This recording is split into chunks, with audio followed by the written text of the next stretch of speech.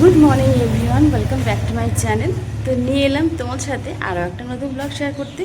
আর আজ হচ্ছে গুরু পূর্ণিমা, তো যাচ্ছি সকাল সকাল, অনেক সকালে ওঠা হয়েছে। তো সকাল সকাল স্নান টান সমস্ত কিছু কমপ্লিট। এখন যাব ফুল, তারপরে ঠাকুরের প্রসাদ টোসাদ যে সমস্ত জিনিস লাগবে সেগুলি আনবো। তো চলো সঙ্গে থাকো আর দেখতে থাকো। তো চলে এলাম বাড়িতে, আর এই যে সমস্ত কিছু নিয়ে আসা হয়েছে দেখো। চিংড়ির জন্য যা যা লাগে, লাড্ডু ফাড্ডু সব নিয়ে আসলাম। তারপরে আটা, চিনি, শিঙনি প্রসাদ দেবো আজকে যেহেতু পূর্ণিমা। আর পূর্ণিমাতে একটু শিঙনি না দিলে ভালোও লাগে না, তার জন্যই কিন্তু সমস্ত কিছু নিয়ে আসা হয়েছে। তো এখন দিদি আর আমি মিলে দুজনেই পুজোর জোগাড় টোগাড় করবো, পুজো করবো। তাহলে চলো তোমাদের সাথে একবারে পুজো যখন করবো তখন দেখা করছি। ঘুম হয়ে গেল তোমার? ঘুম হয়ে গেল? একটু কি বলতে হবে সবাইকে এখন? কি রে, তোর ঘুমের কি ঘোর কাটেনি এখনো? হ্যাঁ, একটু গুড মর্নিং বলে দাও। আর জানি তুমি কি বলো, তোমার ফেমাস ডায়লগটা বলে দাও। ভুলে গেছো? এই কি করিস, এটা কে বলবে? বলো বলো। ওই ওই ঘুমের থেকে উঠছে এখন, ওর এনার্জি নেই, একদম এনার্জি নেই। ওঠো ওঠো, বসো, আর ঘুমাতে হয় না, ওঠো উঠে বসো। ঘুম হয়ে গেছে, ব্যাস উঠে পড়ো। ওরে বাপরে, ওরে বাপরে, ওরে বাপরে, ওরে বাপরে, এখন বলে দাও কি করিস, বলে দাও।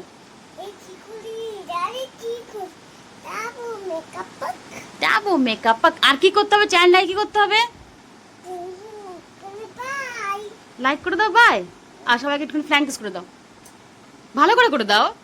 বলো আমি, তুমি কি করবে এখন? মেয়ের সাথে গল্প করবে, আর খাই খাই করতে হবে না? বলবো তো। চলো, আজকে বাড়িতে কি আছে? কি আছে বাড়িতে? হ্যাট বোকা, বাড়িতে পুজো আছে আজকে, পুজো।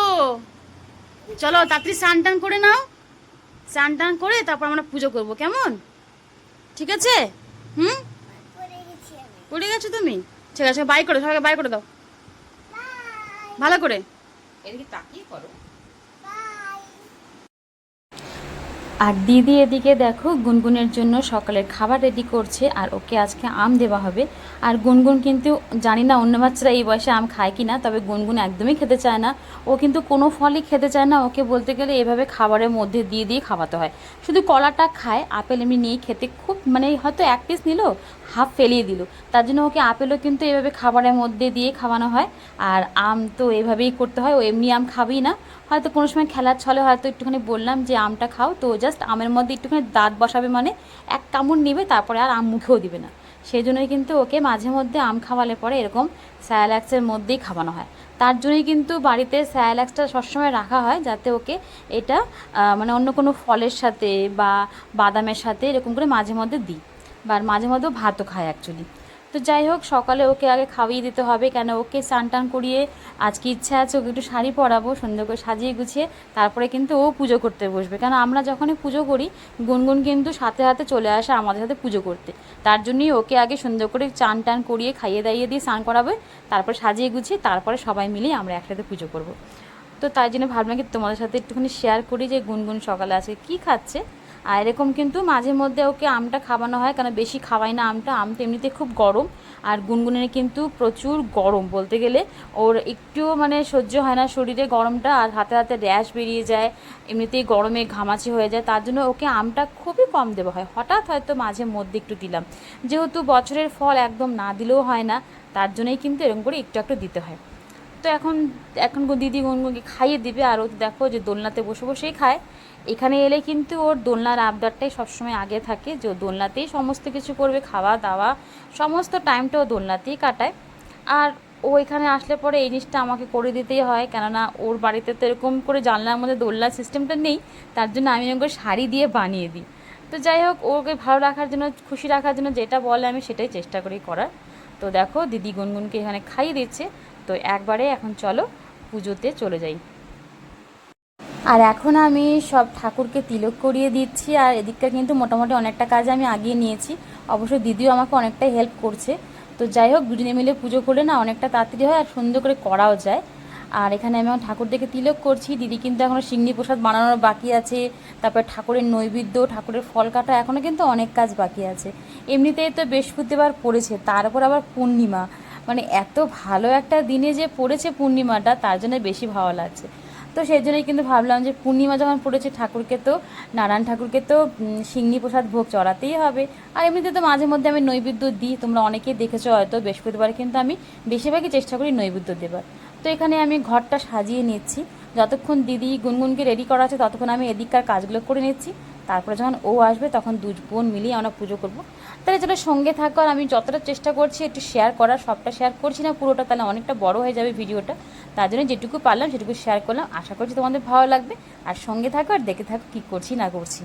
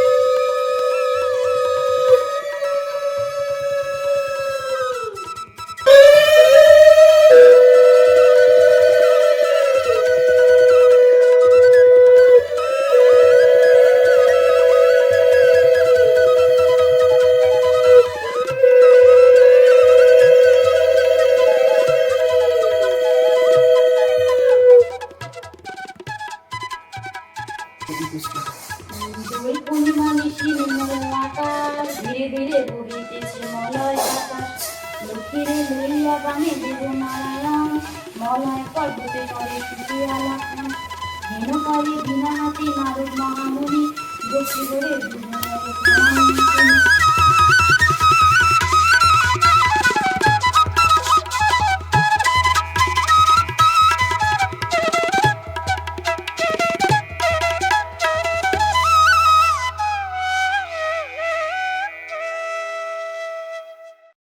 তো পুজো কমপ্লিট একদম। এখনো ঠাকুরের প্রসাদ তোলা হয়নি, ঠাকুর আগে প্রসাদটা খাক, তারপরে তুলবো না বাবা। তারপরে কে খাবে? আর কে খাবে? মামা। ঠিক আছে, তাহলে চলো, তাহলে তোমার সাথে পরে কথা বলছি। ঠাকুরের প্রসাদটা উঠিয়ে নি। কি বলো?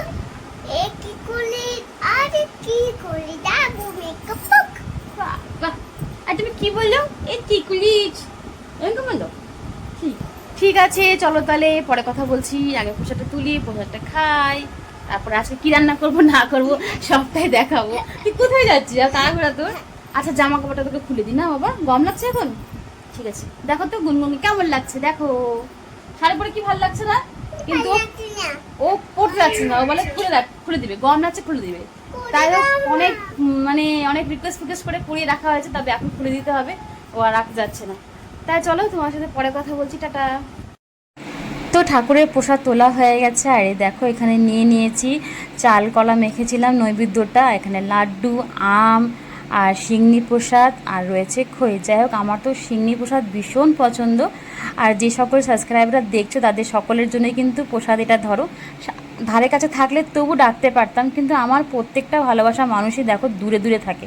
মানে কোনো বাড়িতে অনুষ্ঠান হলে যে তাদেরকে একটু ডাকবো সেটা আর কপাল নেই আমার, সবাই দূরে থাকে। তো যাই হোক, দূর থেকে একটুখানি বললাম। আর এখানে ঠাকুরের নাম নিয়ে দেখো আমি প্রসাদটা খেয়ে নিচ্ছি। আর এখানে খাওয়া দাওয়া করে নেব প্রসাদটা, তারপরেই কিন্তু চলে যাবে একদম রান্নাঘরে।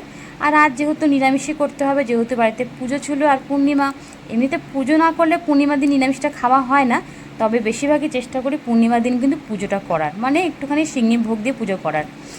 তবে সব পূর্ণিমাতেই যে দিতে পারি এমনটাও নয়, সুবিধা অসুবিধা কোনো সময় থাকলে পরে তখন আর পূর্ণিমার দিন এরকম করে ঘটা করে পুজো করাটা সম্ভব হয়ে ওঠে না। তো যাই হোক, যতটা চেষ্টা করি পুজোটা দেওয়ারই। আর এখানে দেখো করা হচ্ছে খিচুড়ি, তো এটা দিদিই করেছে, আমি তো কিছুই করিনি। এখানে হচ্ছে গুনগুনেরটা আলাদা করে করা হচ্ছে, কেন ঝাল ছাড়া। আর আজকে একটুখানি ঝাল ঝাল করে খিচুড়ি খেতে ইচ্ছে করছিল, কেন প্রসাদ এত মিষ্টি মিষ্টি খেয়ে না, তারপরে মনে হচ্ছিলো একটু ঝাল ঝাল খিচুড়ি খাই। তার জন্যই কিন্তু এখানে দেখতেই পাচ্ছ কতগুলো লঙ্কা দেওয়া হয়েছে। আর হ্যাঁ, খিচুড়ি কিন্তু দারুণ হয়েছিল খেতে, ঝাল ঝালই হয়েছিল। তো ভাবলাম কি ঝাল খিচুড়ির সাথে একটুখানি চাটনি করা যাক। তো এখানে তেঁতুল আর টমেটো দিয়ে, বাড়িতে সেরকম কিছু ছিল না, সিম্পলভাবে করা হচ্ছে এটা। না হলে আমি সাধারণত আমসত্ত্ব দিয়ে করি, আমসত্ত্ব চাটনিটা আমার বেশি ভালো লাগে। তো এখানে একদম অল্প করেই করেছি। আর সঙ্গে কিন্তু আর সেরকম বিশেষ কিছুই নেই, শুধু পাঁপড় ভাজা করব। কেননা পুজো সেরে প্রসাদ খেয়ে মোটামুটি আমাদের দুপুর ক্রস হয়ে গেছে। যদি দুপুরে কিছু না খেতাম তাও চলতো, কিন্তু গুনগুনের জন্য তো কিছু করতেই হবে। তাই ভাবলাম যে এটা কিন্তু আমাদের দুপুরের খাবার খেতে খেতে প্রায় 4টা সাড়ে 4টা বেজেই গেছিলো, মানে আমরা যে খেয়েছি। গুনগুনকে টাইমেই খাওয়ানো হয়েছে, কেননা খেতে ইচ্ছা করছিল না, পুজো দেওয়ার পরে প্রসাদ খাওয়ার পরে না পেটটা জাম হয়ে গেছিলো। তার জন্য মনে হচ্ছিলো থাক পরেই খাবো, কিন্তু হ্যাঁ ঝাল ঝাল খিচুড়িটা খেতে দারুণ হয়েছিল। তো যাই হোক, পূর্ণিমার দিন তো খুব ভালোই কাটলো দিনটা, সুন্দরভাবে ঠাকুরকে ডাকলাম, পুজো দিলাম। আর ঠাকুরের কাছে এটাই আশা করি, জানি আমার প্রত্যেকটা সাবস্ক্রাইবার যারা আছে তাদের সকলের যেন মঙ্গল হোক, খুব ভালো হোক, সবাই সুস্থ থাকুক, ভালো থাকুক। এমনিতেই 2025টা যায় না কেন, প্রথম থেকেই কিন্তু খারাপই যাচ্ছে। শুধু খারাপ খবরই শুনতে পারছি, একটা আতঙ্কের মধ্যেই প্রত্যেকটা দিন কাটাতে হয়, যে কোনো বিপদের খবর না আসুক, সবাই যেন ভালো থাকুক, সুস্থ থাকুক। তো যাই হোক, এখানে দেখো একটু ওভারঅল সব দেখিয়ে দিলাম। অনেকগুলো পাঁপড় ভাজা হয়েছে, কারণ মেন ফোকাসটা পাঁপড়ই, সাথে আর কিছু ছিল না খিচুড়ি। তার জন্য এখানে বেশি করে পাঁপড়, খিচুড়ি, চাটনি সমস্ত কিছু নিয়ে নিয়েছি। তো যাই হোক, তো চলো আজকের মতন ব্লগ ভিডিওটা আমি এখানেই রাখছি। কেমন লাগলো অবশ্যই একটা মতামত করে জানাবে। আর যে সকল বন্ধুরা নতুন আমার ভিডিওটা দেখছো তাদেরকে একটাই বলবো, প্লিজ চ্যানেলটাকে সাবস্ক্রাইব করে পাশে থেকো, তাহলে এরকম আরও নতুন নতুন ভিডিও তোমরা দেখতে পাবে। আর যারা অনবরত আমার ভিডিওগুলো দেখো তাদেরকে আর কি বলবো, তাদের জন্য তো একটাই কথা বলবো, অনেক অনেক প্রাণ ভরা ভালোবাসা এভাবেই আমার সঙ্গে থাকার জন্য। তো চলো তাহলে আবার নতুন কোনো ব্লগ ভিডিও নিয়ে খুব তাড়াতাড়ি দেখা করব। আজকের মতন এখানেই রাখছি। সবাইকে আবারও জানাচ্ছি গুরু পূর্ণিমার অনেক অনেক শুভেচ্ছা। আর এই দেখো আমার খাবারটা বেড়ে নিয়েছে, আর আমি আর দিদি খাচ্ছি, মা কিন্তু এখনও খাচ্ছে না, কেন মায়ের খাবার ইচ্ছে ছিল না, মা অনেকটাই পরে খেয়েছে। আরও মা এখন গুনগুনকে ঘুম পাড়াচ্ছে। তো চলো তাহলে এখানে আমি লাঞ্চটা করি, বাই বাই।